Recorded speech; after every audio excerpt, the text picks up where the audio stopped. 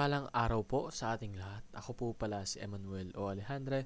Ito po ang aking daily devotion ngayong July 18. And para sa ngayong araw, ating pag-uusapan kung bakit ka dapat magpasalamat sa passive obedience ni Kristo.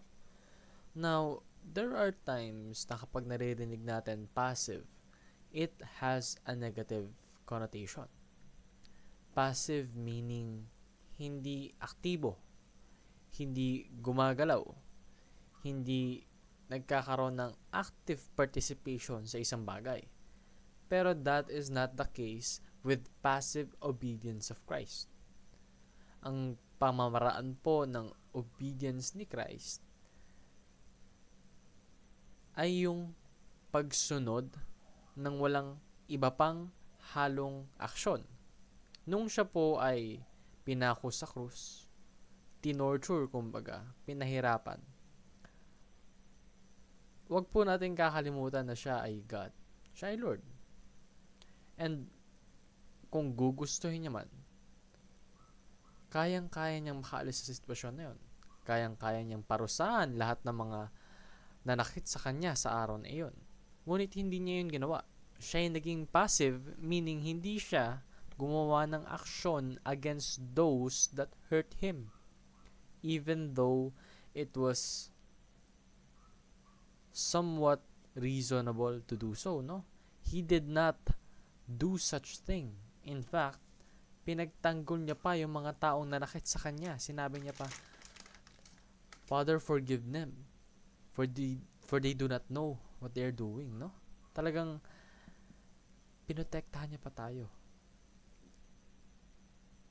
Choosing to not retaliate the torture that they have given him. Sabi sa Isaiah chapter 53 verse 5 to 6, But he was pierced for our transgressions, he was crushed for our iniquities, the punishment that brought us peace was on him, and by his wounds we are healed. We all, like sheep, have gone astray. Each of us has turned to our own way, and the Lord has laid on him the iniquity of us all. Lahat ng kasalanan, lahat ng pagkukulang, lahat ng disobedience natin ay napunta kay Kristo. He did not do anything to retaliate that. He took all of it para tayo maligtas. That is why Christ's passive obedience means He suffered and died on our behalf. Hindi kailangan mamatay ng Panginoon. Hindi niya kailangang pagtiisan yung torture na yon. Pero ginawa niya yon para sa atin. And Christ's active obedience means He had fully obeyed all of God's requirements on our behalf.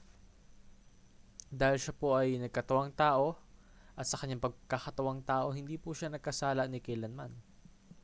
Kahit na siya ay personaling itinempt ni Satan, He did not falter. He did everything perfectly. And that is the requirement needed for our salvation. And He did that. He actively obeyed God but also passively obeyed Him in a sense na hindi siya gumawa ng kahit ano pang makakasira sa plano ng Panginoon. He followed God's will perfectly. And that combination of passive and active obedience made us both acquitted, meaning yung pawalang sala ng ating mga kasalanan, and holy. Tayo, by ourselves, we cannot be righteous. We cannot be sinless. In fact, if left alone, we will most likely sin. We will most likely be far apart from our God because of our disobedience. And that's not the case because Jesus Christ died on a cross for us in order for us to be saved. So, learn a thing or two about our Lord Jesus Christ. Just like Him, we should also suffer for doing the right thing. It doesn't mean we should seek suffering. No.